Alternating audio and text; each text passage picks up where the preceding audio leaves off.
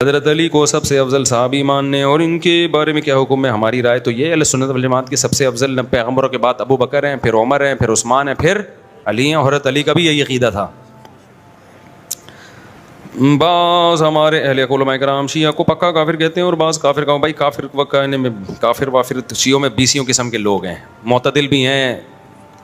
تو میں یہ کہتا ہوں کہ کسی مسلک کو کافر کہنے کے بجائے آپ یوں بولو کہ جس کا یہ عقیدہ ہے وہ کیا ہے؟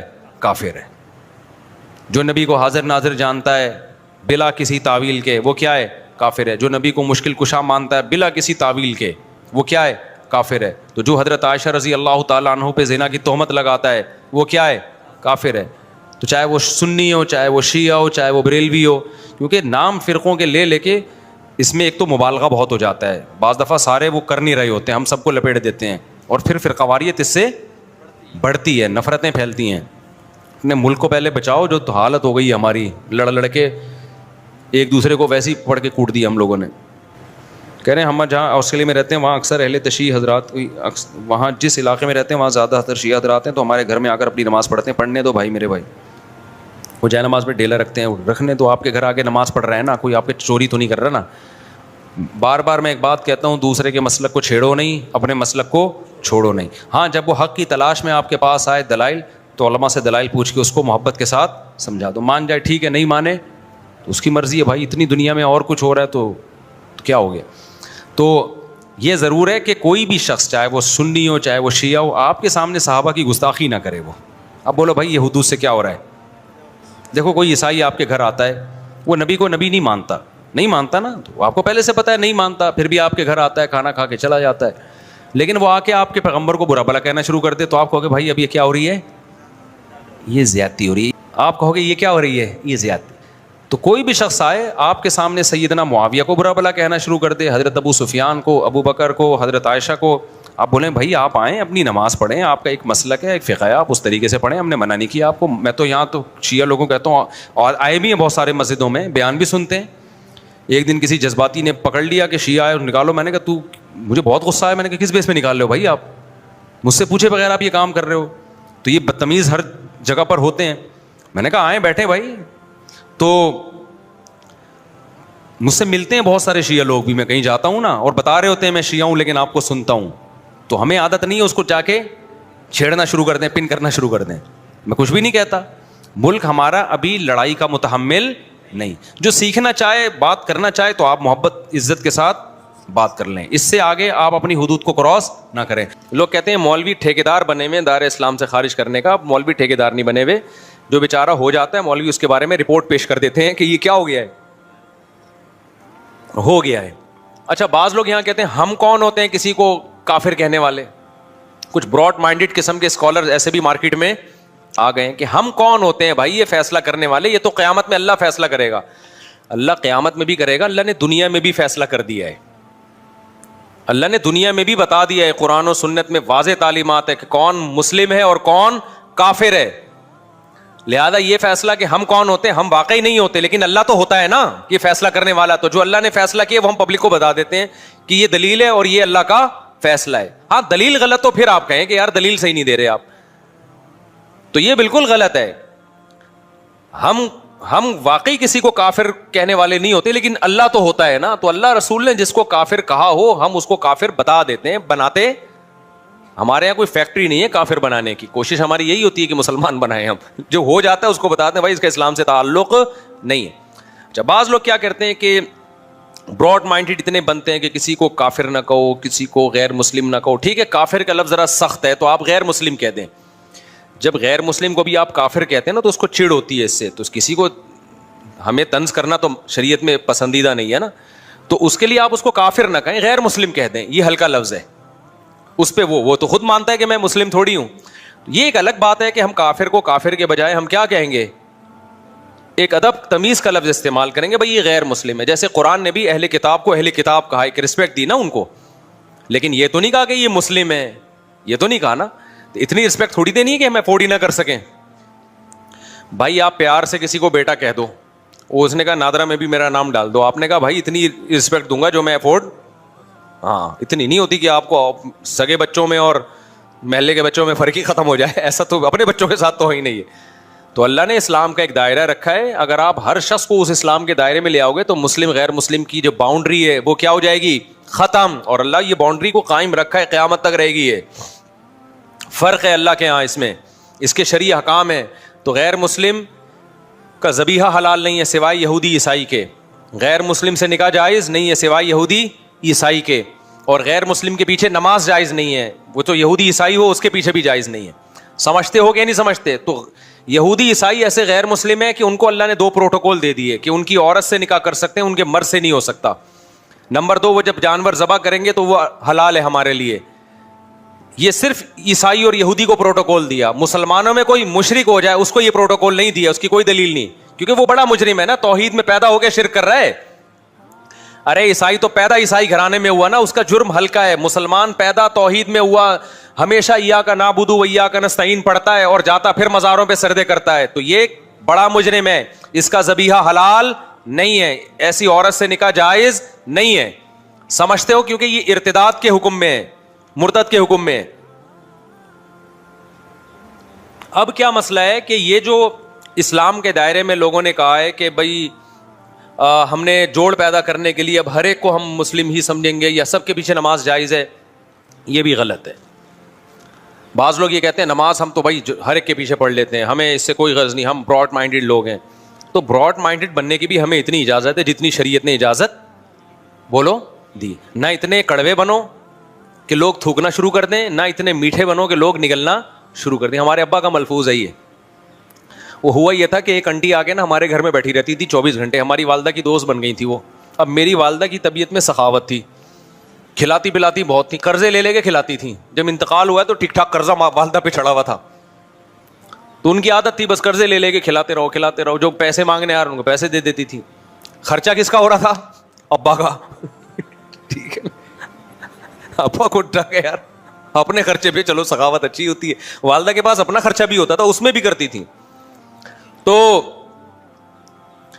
اب کیا ہوتا تھا, ایک انٹی آ کے ہمارے گھر میں بیٹھ گئی, وہ جا ہی نہیں رہی, ان کے مزے لگ گئے کہ یار فری پھوکڑ کا کھانا بھی آ رہا ہے, فری پھوکڑ کا. تو ہماری والدہ بھی پھر بڑی گپ شپ والی تھی, تو ابا نے 2-3 دن تو برداشت کیا.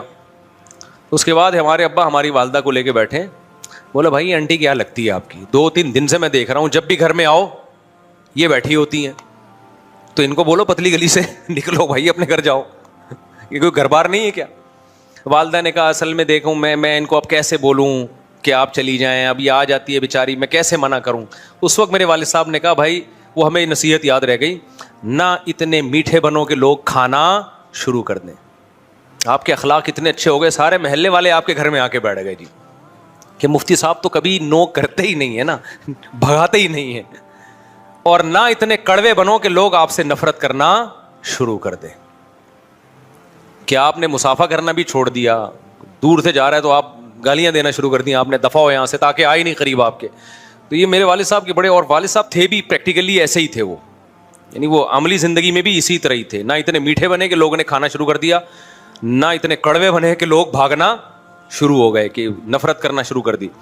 تو یہاں بھی مذہب کے معاملے میں بھی ایسا ہے بھائی کہ ہم غیر مسلم کے معاملے میں نہ اتنے میٹھے بنیں گے کہ غیر مسلم کو بھی مسلم کہنا شروع کر دیں ہم, اور ہم کہیں جو شخص بھی اسلام کی طرف نسبت کر دے, کوئی ختم نبوت کا انکار کرے, ہم براڈ مائنڈیڈ بنے. کوئی بات نہیں یار, انکار ہی کیا ہے نا, اللہ خود پوچھ لے گا, یہ ہمارا مسلم بھائی ہے.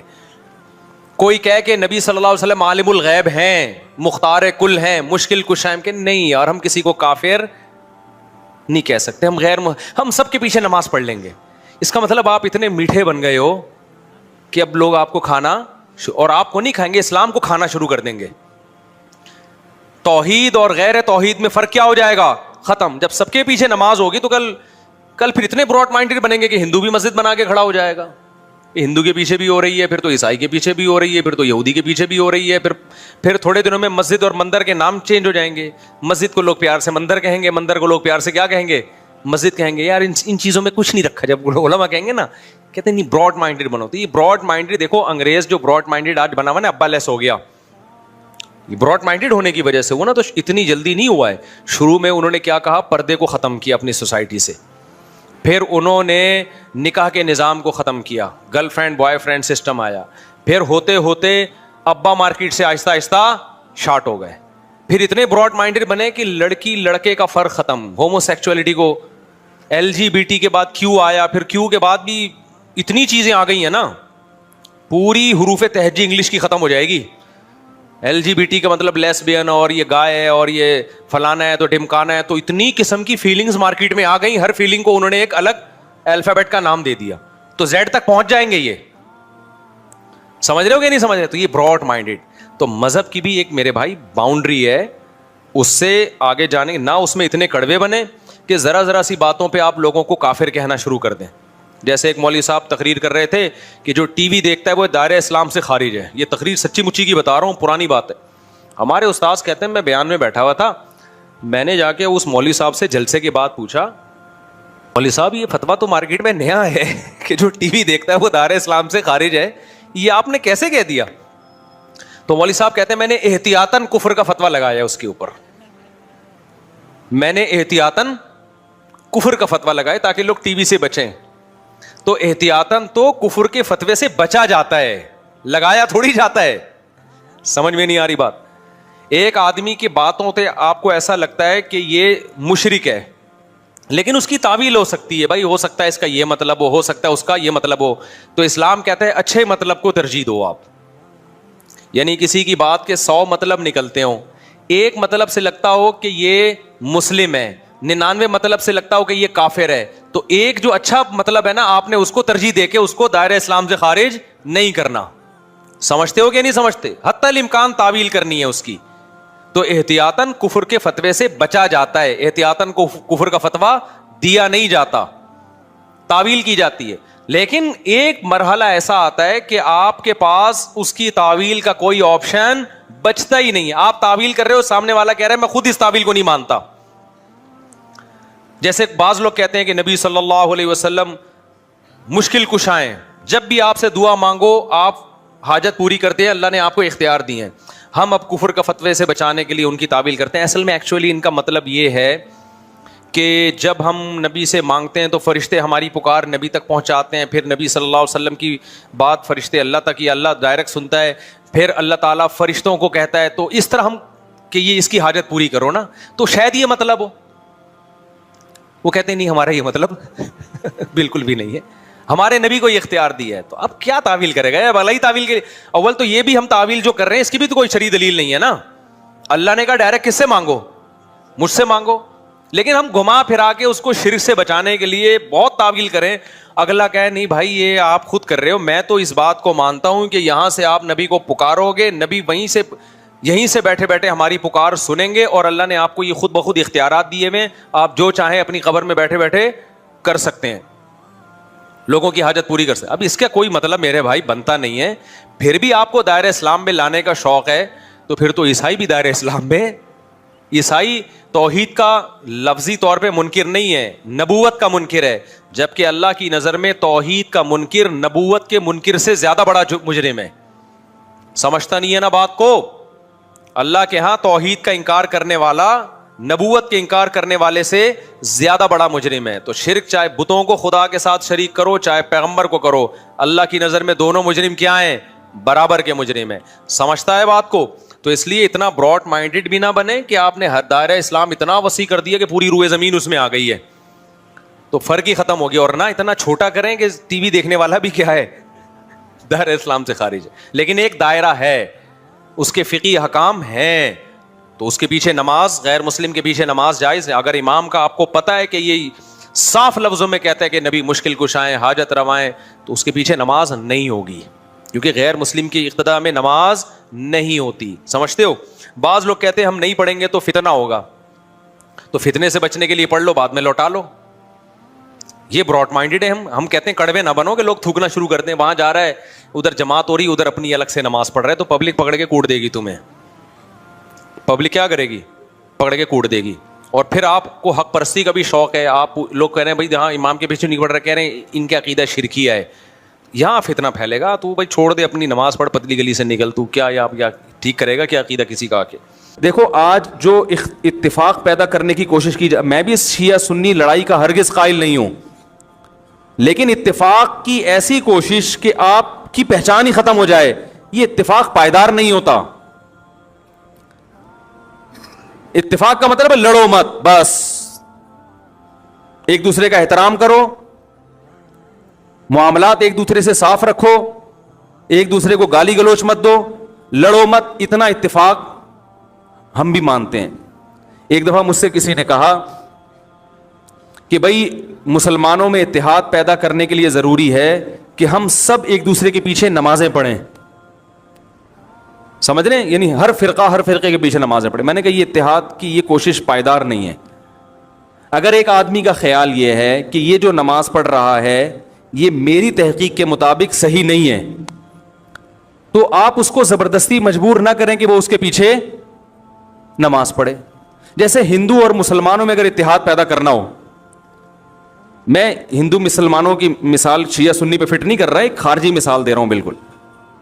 تو اس کا ایک طریقہ تو یہ ہے کہ بھائی لڑو نہیں آپس میں, وہ مندر جائے اور تم کہاں جاؤ, مسجد جاؤ. لیکن آپ ایسے شروع کر دیں کہ اگر ہندو نماز پڑھائے تو مسلمان اس کے پیچھے نماز پڑھ لیں, ایسا نہیں ہوگا بھائی, کیونکہ ہماری رائے کے مطابق پھر نماز ہوگی نہیں. تو اسی طرح کوئی مسلمان نماز پڑھا رہا ہے مگر اس کا فقہ یہ کہ وہ بغیر وضو بھی نماز کا قائل ہے, اس کا فرقہ یہ کہتا ہے, تو ہم اس کے پیچھے پڑھ لیں گے؟ ہے بھائی, نہیں پڑھیں گے. ہم بولیں گے بھائی ہماری رائے کے مطابق آپ کی نماز نہیں ہو رہی. اگر آپ کا فقہ یہ کہتا ہے کہ بغیر وضو بھی ہو جاتی ہے تو ٹھیک, آپ پڑھتے نا, ہم آپ کو نہیں چھیڑ رہے, لیکن ہماری تحقیق یہ کہ نہیں ہوتی.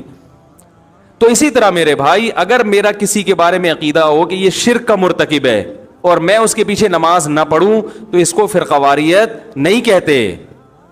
سمجھ رہے کہ نہیں سمجھ رہے؟ ہاں, لڑے نہیں. دنیا میں درجنوں نظریات کے لوگ ہیں, درجنوں فرقے ہیں, درجنوں مذاہب ہیں, آپس میں محبت سے رہیں. عبادت ہر شخص اپنے اپنے اخپل طریقے سے کرے گا. بہت دنوں سے اخپل کا لفظ نہیں آیا تھا. اسی طرح میں یہ سمجھتا ہوں یہ مشرک تو نہیں ہے, تو توحید پرست, مگر اس کی نماز قرآن و حدیث کے خلاف ہے بالکل, اور ایسی مسٹیک کر رہا ہے جس سے میری رائے کے مطابق نماز ہی نہیں ہوتی. تو بھی مجھے یہ رائٹ حاصل ہے کہ میں اس کے پیچھے نماز نہ پڑھوں, مگر میں اپنی تحقیق اس پہ تھوپ نہیں سکتا زبردستی. تھوپیں گے تو پھر قواریت بڑھے گی. بہت مشکل ہے بھائی, بہت مشکل ہے سمجھانا. تو مجھے لوگ پوچھتے ہیں کہ فلاں کے پیچھے نماز پڑھو, میں کہتا ہوں بھائی نہیں پڑھو. کہنے سے فرقواریت پیدا ہوگی. میں نے کہا نہیں ہوگی فرقواریت پیدا. اگر آپ کی رائے کے مطابق اس کی نماز قرآن و سنت کے مطابق نہیں ہے تو آپ نہ پڑھیں. شیعہ سنی ہمیشہ سے آئے ہیں اور ایک دوسرے کے پیچھے نمازیں بعض نے پڑھی بھی ہیں, بعض نے نہیں بھی پڑھی ہیں, اور یہ بھی حدیث سے ہمیں ملتا ہے. دیکھو بنو قریظہ میں رسول اللہ صلی اللہ علیہ وسلم نے صحابہ کی جماعت کو بھیجا اور کہا کہ عصر کی نماز کا وقت جب تک عصر وہاں پہنچ کے پڑھنا ہے. مشہور حدیث ہے. راستے میں نماز قضا ہونے لگی. صحابہ کی ایک جماعت کا خیال تھا بھی نماز کا ٹائم ختم ہو رہا ہے, ہم پڑھیں گے نماز. دوسری جماعت کا خیال تھا کہ بھائی نبی نے تو اجازت نہیں دی. انہوں نے کہا بھائی اس لیے نہیں دی کہ نبی کو تھوڑی معلوم تھا کہ نماز قضا ہو جائے گی. ایک فریق نے نماز پڑھی اور ایک نے نماز نہیں پڑھی. اب آپ یہ تو نہیں کہہ سکتے جنہوں نے نہیں پڑھی انہوں نے ان کے پیچھے کیوں نہیں پڑھی, کیا وہ ان کو کافر سمجھتے تھے؟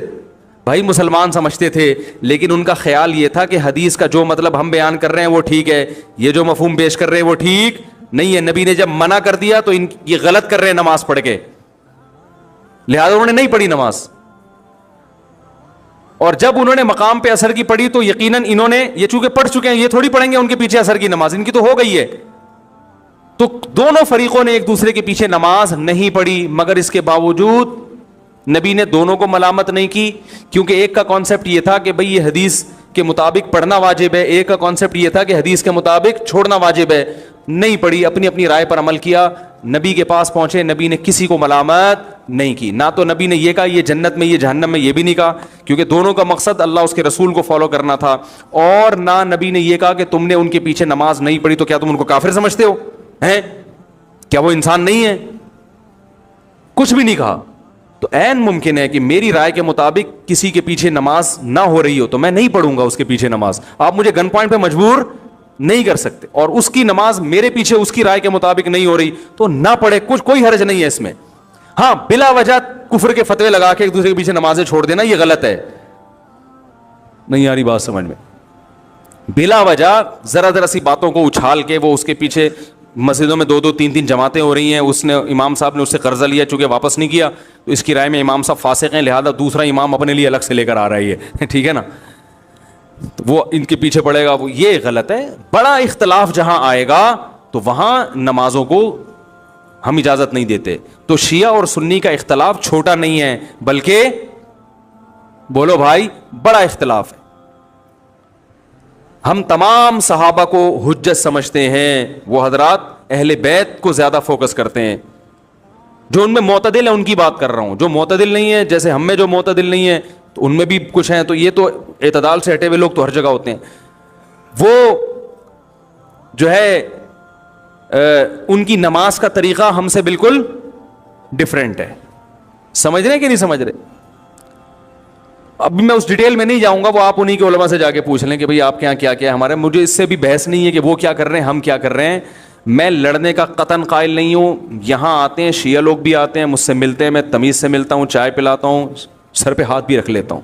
بہت اچھا. شیعہ علماء سے بھی سلام دعا ہے ہماری, بیٹھتے ہیں بات کرتے ہیں, ہاں بھائی السلام علیکم, وعلیکم السلام, منڈی والان خالے دیغت میں خوندی کھڑے دے, چائے پئیں, وعلیکم السلام, لکم دینکم ولی دین. بھائی آپ جائیں امام بارگاہ میں نماز پڑھے, وہاں اپنی مسجد میں نماز پڑھے, ہم جا رہے ہیں اپنا جمعہ پڑھانے, ٹھیک ہے. تو یہ ہمیشہ سے ہوتا آ رہا ہے. فرقواریت پھیلتی ہے جب آپ ایک دوسرے کے خلاف غلط زبان. شیعہ صحابہ کو کھلے عام گالیاں دے گا, کوئی دے گا تو فرقواریت پیدا, بولو نا بھائی, ہوگی. پھر سنیوں کے جذبات بھڑکیں گے, پھر مار کٹائی, دنگا مستی, یہ سب ہوگا. تو فرقواریت پہ کنٹرول کرنے کے لیے شیعہ علماء کی ذمہ داری ہے کہ وہ اپنی عوام کو ان صحابہ کو برا بھلا بولنے سے منع کریں جن سے محبت ہمارے ایمان کا جز ہے, جن کے لیے کٹنا مرنا ہم اپنے ایمان کا حصہ سمجھتے ہیں. اور اسی طرح میرے بھائی یہاں سے اگر ان کے کسی ایسے شخص پہ الزام لگائے جو اس الزام سے بری ہے, بعض الزامات ایسے شیعوں کی ایسی جماعت پہ لگا دیے جاتے ہیں جو اس سے بری ہوتے ہیں, سبھی کو ایک لاٹھی سے ہانکنا شروع کر دیا جائے. میں نے بھی شیعوں کا مطالعہ کیا ہے اور کچھ شیعہ لوگوں سے جب میں ملا ہوں تو مجھے ایک چیز کا اندازہ ہوا کہ سب شیعہ کے وہ نظریات نہیں ہوتے جو ہم پہلے سمجھا کرتے تھے, سارے ایک جیسے نہیں ہوتے. ان میں بعض حضرات ایسے ہیں جو صحابہ کرام کو مانتے ہیں, امی عائشہ کو جنتی مانتے ہیں, ان کو زانی معاذ اللہ قرار نہیں دیتے. الحمد سے لے کے والناس تک والے قرآن ہی کو قرآن مانتے ہیں. ان میں کچھ لوگ ایسے ہیں, یہ مشاہدے پر مبنی حقیقت ہے. بعض لوگ کہتے ہیں اس کو کیا پتا, مشاہدے سے بڑی کوئی دلیل نہیں ہوتی, ٹھیک ہے نا. بعض لوگ کہتے ہیں توریہ کر رہا ہے. بھائی ہم ظاہر کے مکلف ہیں. کوئی شیعہ اگر زبان سے کہہ دے کہ میں ابو بکر کو مانتا ہوں, حضرت عمر کو مانتا ہوں, حضرت عثمان کو مانتا ہوں, تو شریعت نے ہمیں حکم دیا ہے زبان کا اعتبار کرو, اس کے باطن کو اللہ کے حوالے کر دو. تو اگر کوئی, لیکن پھر بھی میں کہوں کہ جو مانتے ہیں اس کے باوجود ہم ان کے مذہب سے متفق نہیں ہیں. میری جب جی ٹی وی پہ ٹاک ہوئی, بات چیت ہوئی شیعہ عالم کے ساتھ, تو میں نے پہلے یہ کہہ دیا کہ میں آپ کے مسلک کو ٹھیک نہیں سمجھتا. یعنی میں جو جوڑ کی بات کر رہا ہوں اس سے یہ کہیں نہ لوگ لے کے جائیں کہ میں شیعہ مذہب کو ہی درست سمجھتا ہوں. نہ میں نہیں سمجھتا. میں نے کہا جیسے آپ ہمارے مذہب کو درست نہیں سمجھتے, اس لیے کہ اگر میں آپ کے مذہب کو درست سمجھتا تو سوال پیدا پھر میں ہو کیوں نہیں جاتا وہ, اور اگر آپ میرے مسلک کو درست سمجھتے ہیں تو سوال پیدا پھر آپ سنی بن کیوں نہیں گئے. بھائی جب ایک چیز کو میں درست سمجھ رہا ہوں تو مجھے چاہیے نا کہ میں ہو جاؤں وہ, لیکن مار دھاڑ والا طریقہ غلط.